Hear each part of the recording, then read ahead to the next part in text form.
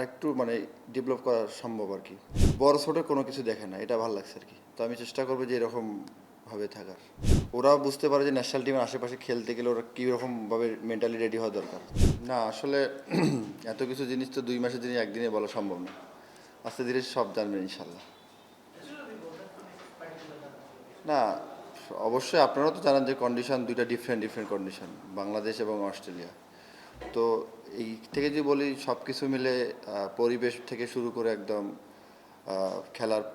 খেলার যে পরিবেশ ওদের ডিফারেন্ট লেভেলের আর কি। আমার মনে হয় এর চেয়ে আর বড় লেভেল নাই আর কি। এত আসলে ছবি আমিও তুলতে চাই নাই তো। আমি বোলিং করতেছিলাম, ওনারা আর কি ডাকছিল আর কি যে এদিকে আসো। তো আমি এমনি কথা বলতেছিলাম যে এইরকম তোরা অনেক ফ্রেন্ডলি এবং অনেক কিছু ওদেরকে শেখার আছে আর কি। তো চেষ্টা করছি যতটুকু কথা বলার এবং শেখার আর কি। আসলে প্রতিদিন তো দেখা হয়, যেহেতু এক টিমেই করে।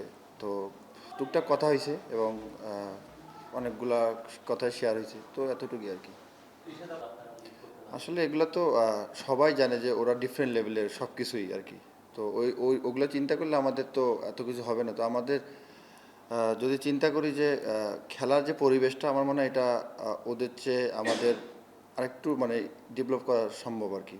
তো আমার মনে হয় এতটুকুই আপাতত।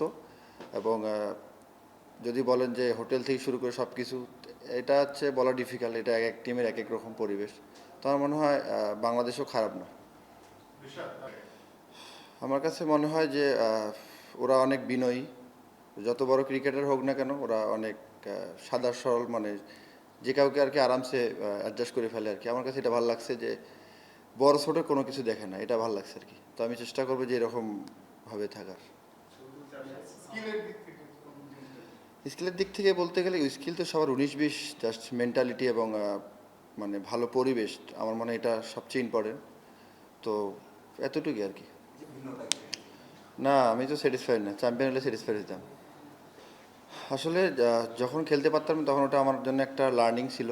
ওই সময়টা আমি অনেক কিছু এক্সপেরিমেন্ট করতে পারছি। তো আমার মনে হয় যে ওটা আমার জন্য সবচেয়ে বেস্ট সময় ছিল যে আমি নিজেকে এক্সপেরিমেন্ট করতে পারছি এবং নিজেকে গড়ে তুলতে পারছি। আসলে আমাকে তো এখানে নিয়েছে একটা কমিটমেন্টের জন্য। তো আমি ওইখানেই ফোকাস করছি। আমি বাংলাদেশের কোনো কিছু নিয়ে ফোকাস করিনি যে কী হচ্ছে। কারণ আমি ওইখানে গেছি একটা ওদেরকে রিপ্রেজেন্ট করার জন্য। তো আমার মনে হয় যে ওইখানে ফোকাস করাটাই আমার জন্য ইম্পর্টেন্ট ছিল। ভাইয়া আমি আসলে কোনো কিছু নিয়ে অগ্রিম আশা করি না। যদি রিজিকে থাকে খেলবো, আর না থাকলে আল্লাহ যেটা রিজিক দিবে ওটাই হবে ইনশাল্লাহ। না, অবশ্যই। ওরা জিজ্ঞাসা করতেছিল যে বাংলাদেশের তো অনেক ট্যালেন্টেড প্লেয়ার আছে। তো আহ, ওরা জিজ্ঞেস করে যে ওরা বাইরে খেলে না কেন এরকম। তো আমি বলতেছি যে অবশ্যই খেলবে, এখন সুযোগ আসলে অবশ্যই খেলবে। তো ওরা অনেক আগ্রহী যে যদি ওই সুযোগটা দিতে পারে আর কি, আমার মনে হয়। আসলে ওইখানে তো বেশি ম্যাচে ব্যাটিং করার সুযোগ হয়নি। তো চেষ্টা করছি যে প্র্যাকটিসে যতটুকু নিজেকে রেডি রাখা যায়, যখন সুযোগ আসে কাজে লাগা। আর ইমপ্রুভের জায়গায় বলতে গেলে ভাইয়া, ইমপ্রুভের জায়গা ইনশাল্লাহ মাঠে চেষ্টা করবো দেওয়ার। সব কিছু তো আর সব কিছু সামনে বলার উচিত না আর কি। আসলে দেখা হয়েছে অবশ্যই, হ্যাঁ। এটা আপনারা মনে হয় জানেন। তো দেখা হয়েছে, কথা হয়েছে। বলতেছিলাম আর কি যে আরও কি কি করা যায় সামনের দিকে এইসব, যেহেতু উনি অস্ট্রেলিয়ায় থাকে।